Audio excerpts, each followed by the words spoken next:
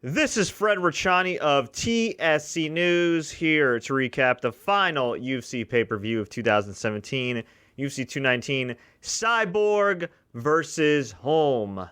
December 30th, 2017. Actually, technically December 31st, 2017 here on the East Coast. It is freaking freezing. I had to bundle up, but I want to send a special shout out real quick to everybody this holiday season who purchased TSC merchandise, where you bought the t-shirt if you're somewhere warm, or bought the hoodie. If you haven't already, you can visit teespring.com/TSC-news-gear, or just click the link in the description. We greatly appreciate it. We also appreciate everybody for pre-ordering EA Sports UFC 3 via our official Amazon affiliate link in the description and on our website as well. Shout out to you guys for supporting this channel and continuing our hustle. Now, on to the night that was UFC 219. Cris Cyborg's toughest opponent to date on paper, Holly Holm, the former UFC women's bantamweight champion, the woman that destroyed Ronda Rousey, the woman that came from behind to defeat Bethe Correia, went up to 145. This ended up being, I thought, a great fight. Holly Holm instituted a pretty good game plan early on.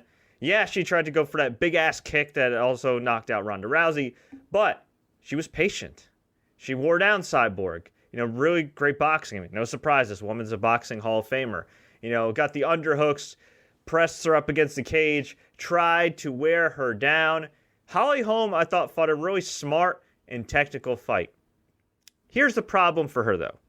She fought against Cris Cyborg, who is bigger, who is stronger, and who hit a whole lot harder. Now, this fight went the distance. The official decision was, of course, Cris Cyborg retaining her UFC Featherweight Championship, 49-46, 48-47, 48-47 after 5 rounds of action. I thought the 48-47 was a bit generous, but a great fight nonetheless. She took Cyborg to the limit. There was a big flurry at the end from both women.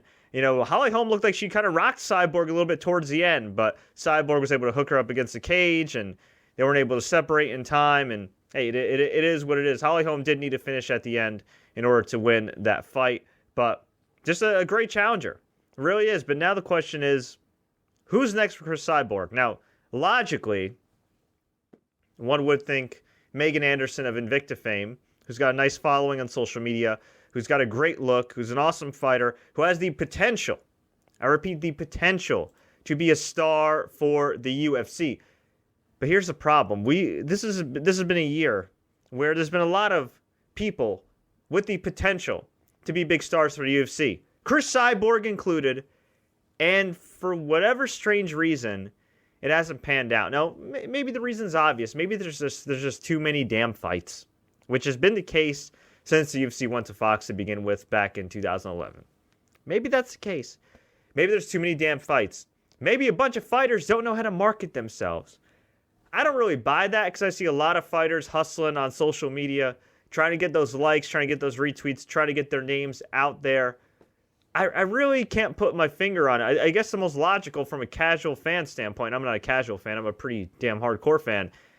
Just a lot of fights. I have a lot of friends that can't keep up. They'll watch when GSP fights. They'll watch when Conor McGregor fights, if he ever fights again. But as far as this fight, they've heard of Cyborg. Of course, a lot of people have heard of Holly Holm, the knockout heard around the world. But I don't know how many people actually bought this fight. And while this was a great main event, and I'm glad I ordered this pay-per-view because of the fact that I was mainly wanting to watch the main event, the rest of the card was not that great. And I feel like this has been the case with a lot of UFC cards this year. Not saying all of them have gone a decision like this one did, but a lot. And I'm not even saying that a lot of the UFC cards this year haven't been entertaining.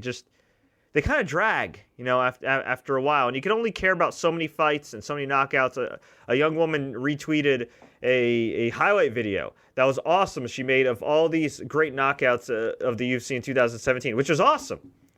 But I shudder to think that the casual fan, or even some of the most hardcore fans, might only be able to identify maybe like a quarter of those, half of those. A lot of great action's great, but it's also got to stand out as well.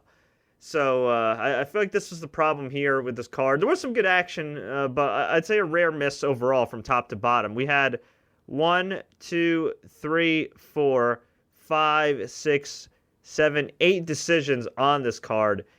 All decisions on the prelim card, including one draw for Fox Sports 1. On Fight Pass, the first fight of the night, we had Tim Elliott defeat Mark De La Rosa via Anaconda choke submission in round number 2.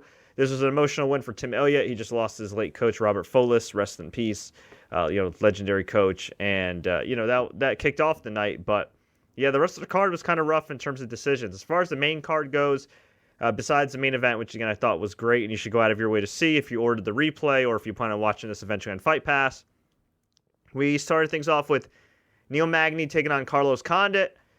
Unanimous decision win for Neil Magny, 30-27, 30-27, 29-28. Magny looked pretty good here, withstood the onslaught from the natural-born killer. This is Carlos Condit's first UFC fight in 18 months.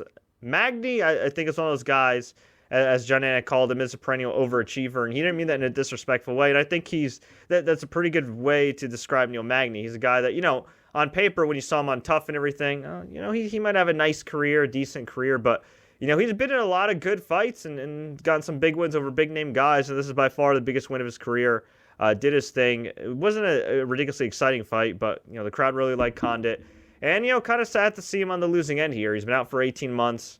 I guess, post-UFC life wasn't the best for him in terms of, money and happiness. And it's kind of sad when you see a guy like Carlos Condit, who's as accomplished as he is over the last decade plus, to, I guess have to really come back to MMA. I mean, look, some guys come back for the love. I'm sure he loves what he does, but, MMA is not a great long-term career unless you're very lucky, like, Randy Couture or one of those guys. So I wish Carlos Condit the very best, but Magny got the win here. We had a very good women's strawweight fight between Carla Esparza, the former champ, and Cynthia Calvillo, who is undefeated. She was handed her first defeat at the hands of the Cookie Monster Esparza of unanimous decision. This was a nice, exciting fight. If you haven't seen it, go out of your way to watch it. Dan Hooker took on Mark Diakisi. This was a really good fight, too. Started off a little boring, but at the end, Hooker was able to get the guillotine choke submission in round number 3. But again, that's the second finish of the night overall. And then we had Habib Nurmagomedov, say that 1,000 times. Habib finally back, finally making weight. He's not injured. He didn't blow out his knee. He didn't get a musket, shot at him. I mean, no mishaps. Him and Cyborg, shockingly, no weigh-in mishaps, which is awesome.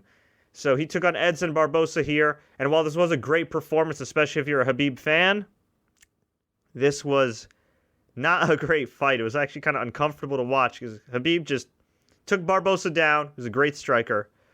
And just rained elbows and punches on him. Just ground and pound. It was vicious. Just look at the scorecards here. 30-25, 30-25, 30-24, unanimous decision. Overwhelmingly unanimous decision for Habib. And after the fight, he challenged Tony Ferguson. He said, hey, you're the interim champion. You've won a bunch of lightweight. I've won a bunch of lightweight. He's undefeated. 25-0. So, and that's a fight that a lot of people have been waiting to happen. So he called him out. And then he said, hey, Conor McGregor, right now he's busy spending his money. When he runs out of money, he'll come back and he'll fight me. And as funny as that is, based on a lot of Conor McGregor's conduct and what we've heard and the rumors, as sad as that is to say, that might be accurate. So we'll see what happens with Conor McGregor. So overall, as far as the pay-per-view goes, because of the main event, because of the Esparza and Calvillo fight, I'll give it a mild thumbs up. Overall, from top to bottom, I'd give it thumbs in the middle.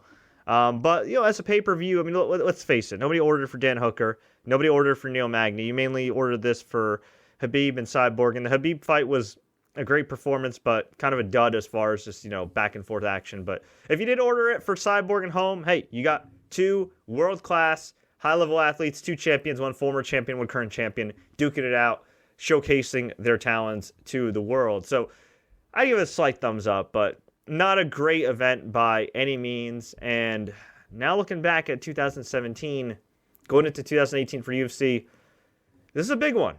They're looking to lock down a huge raise in TV rights, which means that none of my complaints or your complaints about too many fights or too many decisions or whatever will matter, because that's guaranteed money they will get year after year after year for the foreseeable future. Now, they'll probably get a raise anyway from like Fox or another network, but as far as a substantial one to pay off the ridiculous investment that WME IMG has made when purchasing the UFC, that, my friends, remains to be seen. But going into 2018, it's very clear that I think the UFC in some ways has outgrown Dana White, or at least the fan base has. You know, he's done a great job of marketing himself, of marketing the UFC, of kind of being the guy's promoter. But I feel like now he's become more or less counterproductive. I've been very disappointed with a lot of the matchmaking this year. Sean Shelby, with all due respect to him, he ain't Joe Silva. I think a lot of people underrated Joe Silva's job before he decided to retire with his millions upon millions of dollars following the UFC sale. I think a lot of people kind of underrated Lorenzo Fertitta's influence and everything when it comes to making the real big boy decisions. I'm not saying Dana doesn't make big boy decisions or anything else, but publicly, when he makes a lot of these public statements, and hey, he's a public figure, I think we could judge him on this stuff. I feel like lately he's been more counterproductive than productive, whether insulting Amanda Nunes and then a month later putting her in a main event, whether it's insulting GSP, who's got colonitis, who vacated the title. He's complaining about GSP vacating the title. You were the one that gave him the Bisping fight. If you were worried he was going to do this, beat Bisping and vacate the title, why make the fight? Oh, wait, because you have no stars other than Conor and the ghost of Ronda Rousey, and you're not really good at making all these other stars who could be marketable. And then you just bury him afterwards. I don't get this, okay? Back when the UFC was hot, I get it, okay? Maybe Dana could get away with being Dana. But burying GSP, one of the all-time greats, and look, I still believe Dana White would bring back GSP if he had the chance, because let's face it, while Dana is one of the bosses still, he ain't the main boss. And WME IMG, is definitely looking to make a return on investment. But from a public relations standpoint, not great when it comes to dissing GSP. I don't think he's but I can't think of any other examples right now. But Amanda Nunes and the GSP comments to me this past year really stand out as counterproductive, and I don't know. We'll see what happens. I mean, on paper, a guy like Cris Cyborg should be ridiculously marketable. On paper, a guy like Max Holloway, who's got a great personality, who has exciting fights, who has this huge winning streak, should be marketable. On paper, Demetrius Johnson, one of the greatest fighters already of all time, who streams on Twitch regularly to young people, should be marketable. But for whatever reason, they haven't clicked. And I'm a big believer that you can market people who don't have to be carbon copies of Chael Sonnen and Conor McGregor. It's happened before, and it can happen again. But perhaps with, the changed landscape in TV and digital, with all these things, taking up our time, like Twitter and everything else, maybe the attention span is just shorter, especially with all these freaking events. Who knows? I'd definitely like to hear from you guys about this.